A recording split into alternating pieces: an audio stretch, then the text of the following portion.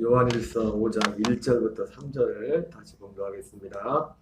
예수께서 그리스도이심을 믿는 자마다 하나님께로부터 난 자니 또한 낳으신 이를 사랑하는 자마다 그에게서 난 자를 사랑하느니라.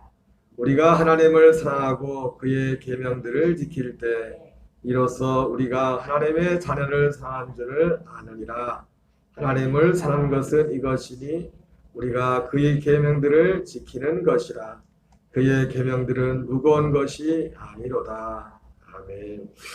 할렐루야. 계속해서 아브라함을 믿음의 조상으로 세우신 목적, 아브라함을 믿음의 조상으로 세우신 목적이라는 제목으로 하나님 말씀을 전하도록 하겠습니다.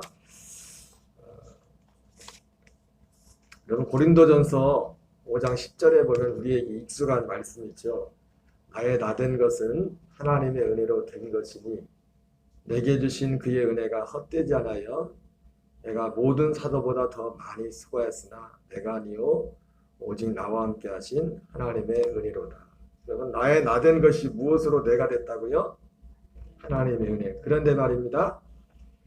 사도 바울이 나의 나된 것은 하나님의 은혜로 된 것이라고 말했는데, 사도 바울이 말한 은혜가 뭐냐 이겁니다. 은혜. 나의 나된 것이 하나님의 은혜가 아니라 바로 사도 바울 되게 한 것이 바로 하나님의 은혜였어요. 그런데 그 은혜의 내용이 뭐냐 이겁니다. 우리는 흔히들 은혜 생각하면은 무엇을 생각합니까? 하나님이 우리의 어떤 인생으로서 사는 삶이 어떤 돌봐주시고 인도하시는 그런 것들을 우리가 보통 대부분이 그걸 은혜라고 합니다. 물론 그것도 하나님의 큰 의미에서 은혜죠. 그러나 사도 바울이 적어도 성경에서 말하는 은혜라는 단어가 나올 때는요, 그런 것과는 거리가 멀어요. 이해가 되십니까? 제가 무슨 말씀을 하는지? 바울이 된 것은 어떤 은혜입니까? 이 은혜는 고린도서 5장 17절에 보면은 누구든지 그리스도 예수 안에 있으면 새로운 피조물이라. 이전 것은 지나갔으니 보라 새 것이 되었도다. 내가 예전에는 예수님도 육체대로 알았지만 내가 이제는 아무도 육체대로 알지 아니하다. 바로 이러한 은혜입니다. 이 열매를, 그러니까 바울이 받은 그 은혜를 받게 되면, 그 은혜 가운데 가게 되면 이러한 시각이 열리게 되고, 골로새서 말씀으로 보면 땅의 것을 생각하던 사람이 위의 것을 바라보라고 했지 않습니까? 위의 것을 바라보는 그런 삶의 열매를, 그게 은혜 아래 있는 겁니다. 은혜.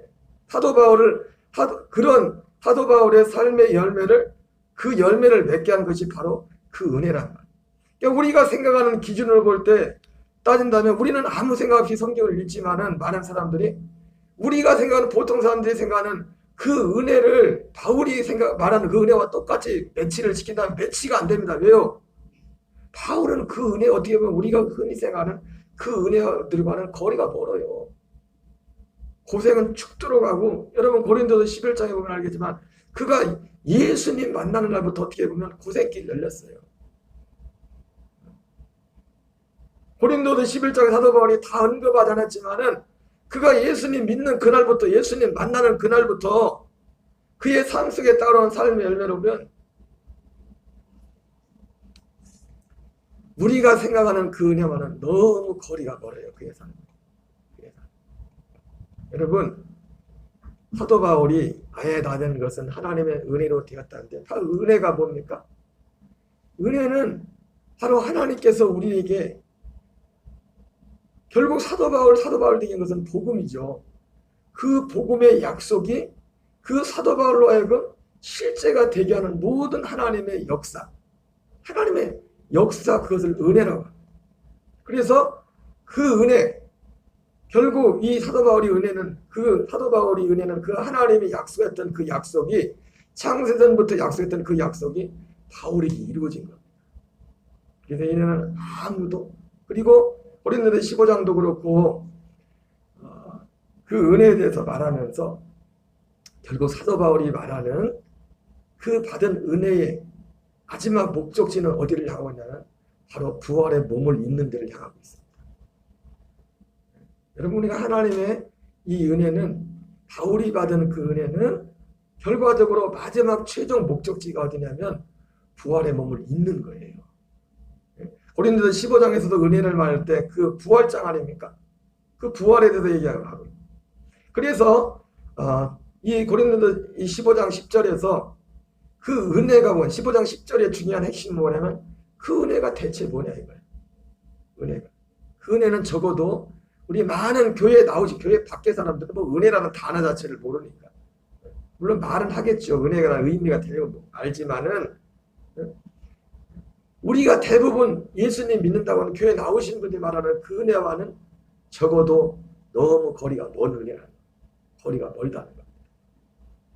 많은 분들에게 있어서. 그것이 하나의 핵심이고 두 번째는 뭡니까? 그 은혜에는 반드시 수고가 따르겠네. 이 은혜가 헛되지 않게 하여 그가 수고했다는 거죠. 그 사도 바울의 수고는 결국 뭡니까? 그 수고도 자기에게 임한 이 은혜를 전달하기 위한 수고입니다. 목적은 오직 하나예요. 자기에게 임한 이 은혜. 사도 바울에게 임한 그 은혜가 뭡니까? 복음으로 거듭 그가 복음의 약속이 그에 이루어진 겁니다. 사람의 생각으로는 도무지 생각할 수 없는. 그래도 고린도후서 5장에서도 고린도후서 6장에서 그런 말씀이에요. 내가 하나님과 함께 일어난 자로서 너희를 권하노니 너희가 하나님의 은혜를 헛되이 받지 말라. 거기도 보니까 의미를 헛되이 받지 말라는 의미, 은혜를 헛되이 받지 말라는 의미를 보니까 사도 바울이 고린도전서 15장 10절에서 말한 그 은혜가 헛되지 아니하여 내가 모든 사도보다 더 많이 수고하였으나 그거랑 같은 의미예요. 헛되지 받지 말라는 그걸 하면서 바울이 뒤에 그 복음을 전하기에 수고했던 고생했던 그 세상 사람들이 열심히 하고 그래서 세상에서는 무명한 자 같으나 하나님께는 유명한 자 그런 말씀을 그 뒤에 합니다. 그러면서 그 앞에서는 고린도서 6장에서 은혜를 헛되이 받지 말라고 하면서 그 앞에서는 뭘 얘기합니까? 부활의 몸을 입는 것에 대해서 말합니다. 우리의 겉사람은 후패하지만 우리의 속은 날로 새롭도다. 여러분 이것이 은혜 아래 있는 자입니다. 우리 겉사람은 어차피 후패합니다. 이건 무너질 집이에요. 속사람은 날로 새롭도다. 속사람이 날로 새롭게 된다는 게 뭡니까? 물론 이 속사람이 날로 새롭게 된다는 것은 일단 무엇을 전제한 겁니까? 그 사람에게 이 속사람이 날로 새롭게 되는 것은 성도에게만 해당되는 거예요. 하나님의 아들에게만 해당되는 거라. 왜? 물과 성령을 거듭난 그 새 생명을 염두에 둔 거예요. 그렇기 때문에 예수님 믿지 않은 사람하고 이 사도 바울이 말한 속사람하고는 관련이 없어요. 우리 모두는 이 속사람으로 태어나서 이 속사람이 자라서 바로 이 속사람의 부활의 몸을 입는 거예요. 이 속사람이 자란 만큼. 그러니까 이 속사람이 날마다 새롭게 된다는 것은 이 속사람이 자라간다는 거예요. 요한 1서에 나오는 것처럼 어린아이 같은 그런 상태에서 청년과 같이 아비와 같이 그래서 자라간다는 거예요. 생명이 자라가는 거예요. 여러분 진짜 내가 예수를 잘 믿었나 그렇지 않나는 무슨 열매로 들어야 되느냐? 사도 바울처럼 내 겉사람은 후패하지만 나의 속사람은 날로 새롭다. 겉사람이 후패할수록 무너질수록 하나님 나라가 나에겐 더 가까워지는 거예요. 실제로. 내가 이 몸을 벗고 물론 그것도 최종 목적지는 아니에요. 우리가 죽어서 가는 천국은 낙원천국은 잠시 부활의 몸을 입을 때까지 대기하는 장소, 대기 장소.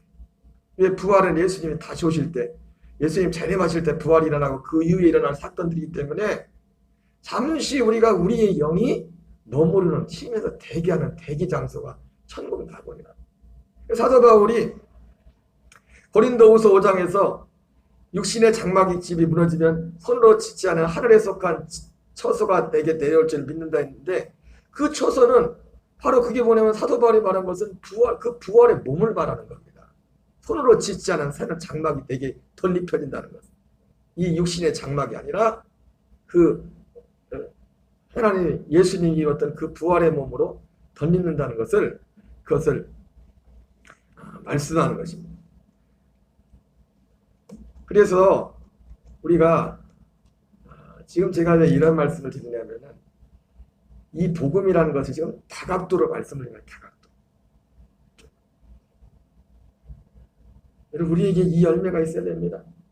이게 여기 계신 분들도 저도 엊그제까지만 해도 회사들 야 나는 뭐고 너 나이는 18살이야 막 그랬는데 저도 50이 넘었어요. 50이 넘을 줄 여기 계신 분은 60 이제 김승희 집사님도 이제 곧 있으면 60이시고 금방이야 금방. 그러니까 정상적인 은혜 아래 있는 사람은요, 정상적인 사도 바울이 받은 그 은혜 아래 있는 사람은 시간이 지나면 지날수록 그 덧입기를 거기에 대한 소망으로 거기에 대한 것으로 온전히 마음이 하나로 모아져 갈수록. 그건 반대로 그렇지 않다. 나이가 들수록 낙심이 되고 나이가 들수록 그러니까 연세가 많이 들수록 갈수록 그 겉사람이 후퇴할수록 그 사람의 믿음이 드러나는 거예요.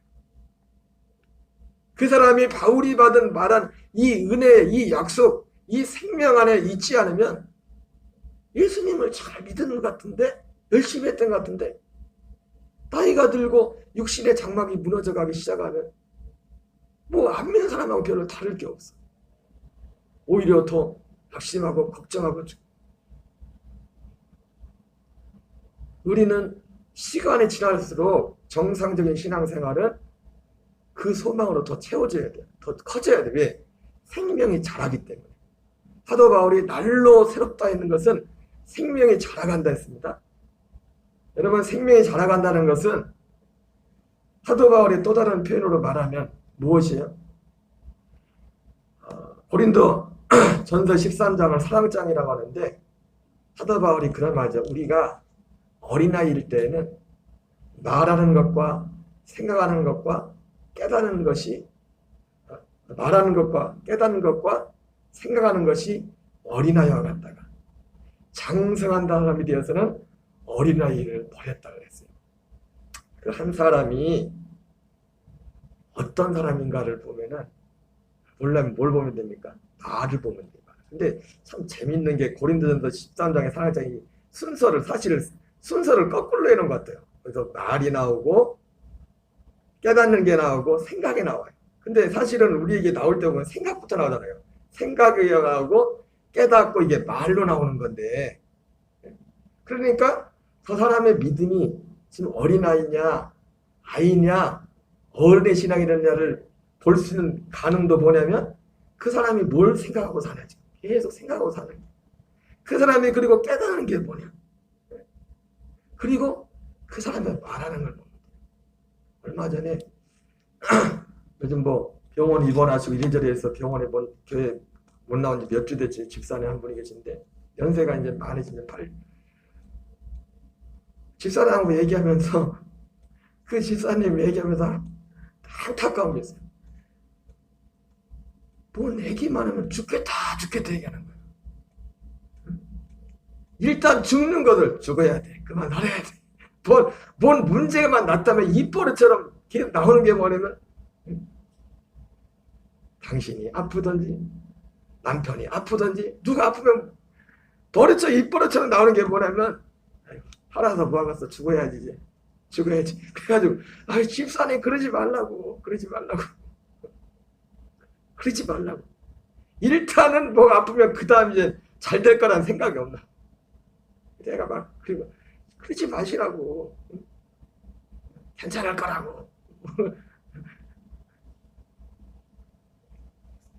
우습게 얘기가 아니죠. 안타까운 마음. 연세나 젊으시면 나이가 젊으면 말씀을 이렇게 얘기를 해도 이걸 설득해가지고 이걸 생각을 바꿔주고 이렇게 할 수가 있는데 연세가 드신 분들은 이게 딱 참 안타까워요. 그러니까 좀이라도 젊을 때 여러분 진짜 하나님의 말씀을 진지하게 듣고 사모하고 연세가 드셔서는 이게 생명이 되기가 쉽지가 않아요. 말씀이. 왜? 이걸 받아들일 수 있어요. 이게 생각이 딱 굳어져 있어가지고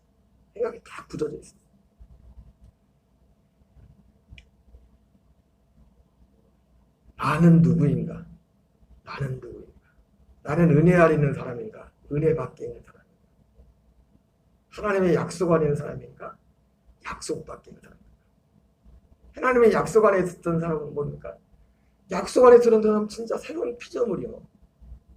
나는 진짜 새 사람이야. 여러분 하나님 앞에서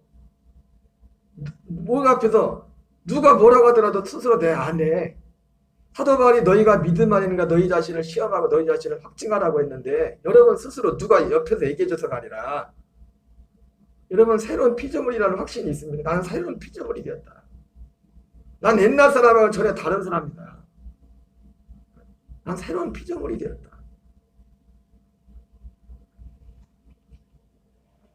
그것이 하나님께서 그것이 결국은 사실 하나님의 아브라함의 약속했던 그 믿음이 그 약속이 우리에게 이루어진 것. 약속 안에. 여러분 오직 우리는 이 은혜 안에 있어야 됩니다. 이 은혜 안에서 살아야 돼요. 우리가 생각하는 나머지 은혜들은 일반적인 은혜들은 이 은혜 안에 있으면 이 은혜 안에서 하나님을 그냥 더해주는 거예요. 살아가는 거예요. 그냥 그 은혜 살아갈 때 그리고 이 은혜 있는 사람은 세상 끝에 대해서 그렇게 필요 이상으로 그렇게 뭐 욕심이 없어요. 왜? 필요는 하죠. 몸을 입고 있기 때문에 우리가 필요하잖아요. 필요한 것 이상으로 욕심이 없고 그리고 필요 이상을 넘어오면 오히려 또 부담이 돼. 왜? 이거 내가 괜히 이것 때문에 올무가 되어서 그런 어떤 거룩한 어떤 근심이 있다고 사람이 너무 인생으로서 너무 잘 그래서 우리 그 옛날에 80년대 90년대죠 간증한 유명한 간증했던 분 중에 원정수 권사님이라는 분이 있잖아요. 원정수 권사 들어보셨어요? 그 권사님이 서울대학교로 수석으로 의대를 졸업하고 나서 인턴을 하는데 그 인턴 여기서 예를 들어 고흥에서 녹동으로 이제 병원이 녹동 고흥제일 병원으로 이제 인턴을 가는 겁니다. 그 짧은 거리를 가려고 왔는데 대기업의 사장들이 자기 그 원정수 권사 학생 그 인턴을 자기 사위 삼으려고 기사들을 보낸 겁니다. 차를. 그래가지고 기사들끼리 싸우는 거예요. 사장님이 회장님이 절대로 저 원정수 선생님을 네가 모시고 하지 않으면 죽여버린댔다고 해가지고 잘린다고 해가지고 서로 모시고 하려고. 그래서 막 기사들끼리 와가지고 막 싸우는 거예요. 자기가 태우고 한다고. 그래서 어떻게 합니까? 가위 뭐 해가지고 그러지 말고 그러면 여기부터 도덕까지는 네가 태우고 도덕부터 어디까지는 네가 태우고 그렇게 해가지고 이제는 인턴을 출퇴근을 시키는 겁니다. 돈방석에 앉은 거죠. 근데 이 원정수 권사님이 그 어린 나이였는데도 성령이 가네. 여러분 이게 은혜 안에 진짜 은혜 안에 있는 정상적인 역사예요. 나 이러다가 돈에 팔려가는 장가를 했다. 이러다가 뭐고 내 믿음이 다 팔려버리겠다 해가지고 기도하다가 아무도 모르게 그냥 미국으로 떠버렸어요. 미국에 연고가 있어서도 아니고 기도하시다.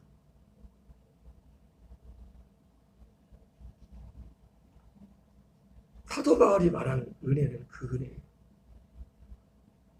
여러분 이 은혜가 뭡니까? 바로 이 은혜의 열매가 뭡니까? 아브라함에게 약속했던 그 약속이 이루어진 거예요. 그 안에 실제로 이게 실제가 된 겁니다. 그리고 이 은혜가 실제가 된 사람은 실제로 아까 말했던 반드시 크든 작든 그 은혜를 전달하기 위한 누가 시켜서가 안 해요. 수고가 뒤따르는 겁니다. 수고. 사도 바울은 그래서 이렇게 표현을 하죠. 우리는 우리를 전파하는 것이 아니라 오직 그리스도 예수의 주 되신 것과 또 예수를 위하여 우리가 너희의 종된 것을 전파하며. 너희의 종된 것을 전파한다는 게 뭐예요? 섬기죠. 입으로 전파한다는 게 아니에요. 너희의 종된 것을 전파한다는 것은 우리가 너희의 종된 것을 전파한다는 것은 난 너희의 종이야. 입으로 전파합니까? 예수가 그리스도는 이 약속을 전하기 위해서 그게 수고하는 모양이에요. 수고하는 모양. 너희의 종된 것을 전파하며. 말로 하는 거 아니죠. 수고는 몸으로 하는 거지. 몸으로. 누가 시켜서 합니까? 이 속에서 내 안에서 계신 그분이 그 마음을 그 생명으로 내 아들로서 그것이 그 실제로 자연 속에 생명이 자라는 만큼 그것이 나타나는 거예요. 여러분, 그래서 우리가 이 그리스의 복음을 새벽마다 전하고 있지만 오늘 목사의 말씀처럼 이러한 내용들을 뭐 조목조목 구체적으로 모를지라도 그 속에 성령의 역사를 말미암아 하나님을 사랑하고 이를 사랑하고 이런 열매들이 나타난 사람은 이미 그 안에 그 일이 일어난 사람이에요. 하나님의 그 역사가 일어난 사람이에요. 무슨 말씀인지 아세요? 근데 왜 제가 이런 말씀들을 계속 조목조목 말씀을 전하냐? 하나님의 역사는 여러분 역사심이 두 부류가 있어요. 두 부류가. 그리고 아까 전에 말씀을 드렸지만 예를 들어서 여러분 우리가 전도를 해도 전도를 할 때 이런 주장들이 있죠. 성령의 능력이 임하기까지 전도를 나가지 말아라. 능력을 받고 가라 성령에. 그것도 맞는 말이에요. 그죠? 그런데 또 어떤 것도 있습니까? 나가서 전도하면은 성령의 능력이 함께한다. 어느 게 맞아요? 예? 어느 게 맞은 것 같아요? 둘 다 맞죠, 그죠? 그러니까 하나님께서 우리에게 이 은혜의 역사를 이루실 때 바울과 같은 경우는 원하지도 않았는데 그냥 아주 강권적으로 해서 사도 바울은 그렇게 만들었잖아요. 그러나 그러한 경우도 있지만은 가장 정상적인 건 뭡니까? 하나님이 전도에 미련한 것으로 너희를 구원하게 기뻐했다. 이 복음의 말씀을 실제로 물론 여기에는 결국 이 복음의 역사도 결국은 사람의 말과 지혜로 되지 않습니다. 성령님이 그 말씀 가운데 함께 해주셔야 돼요. 그 진리 가운데. 그래서 누누이 드리는 말씀이 이 복음을 지식으로 받으려면 안 됩니다. 똑같은 목사가 심지어 새벽에 똑같이 토시 하나 들리게 똑같은 말을 할지라도 목사 그 말하는 목사를 바라보는 게 아니라 늘 우리의 중심에는 성령을 삼하고 주님의 은혜를 삼하고 그 삼하는 그 중심이 항상 그게 없어지면 그 끝이 오기는 그 마음의 중심이 없어요.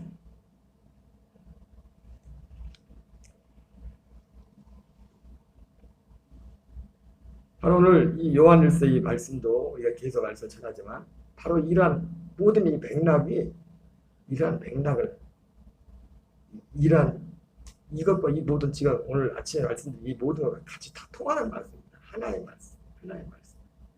그래서 이 은혜가 바울이 전한 이 은혜가 우리가 있도록 하게 되면 이 은혜가 뭔지를 가르치려고 하나하나 지금 그 얘기를 해주고 있는 거예요.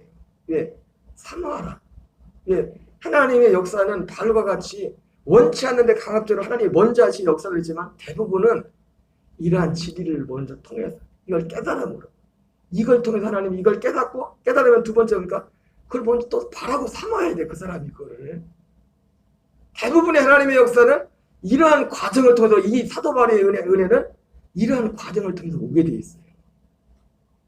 그렇기 때문에 이 말씀을 조목조목 하나씩 전하는 거예요. 그리고 또 이걸 통해서 내가 진짜 은혜 아래 있는 사람인가 아닌가를 확인할 수 있죠. 진짜 내가 뭔지. 여러분 우리의 삶에도 고린도 15장 10절 말씀처럼 바울의 고백으로 끝나지 않고 물론 우리가 바울만큼 따라가지 못하겠죠. 우리가 수고해봤자 얼마나 사도 바울의 10분의 1을 100분의 1이나 수고하겠습니까? 예, 우리의 믿음의 열매와 그 생명의 크기가 다르기 때문에 아직. 그러나 우리에게 고린도 15장 10절 말씀이 우리에게 실제가 되는 우리의 고백이 되는 그런 은혜가 있기를 주의 이름으로 축원합니다. 우리 주기도문으로 마치겠습니다. 하늘에 계신 우리 아버지여 이름이 거룩히 여김을 받으시오며 뜻이 하늘에서 이루어진 것 같이 땅에서 이루어지이다.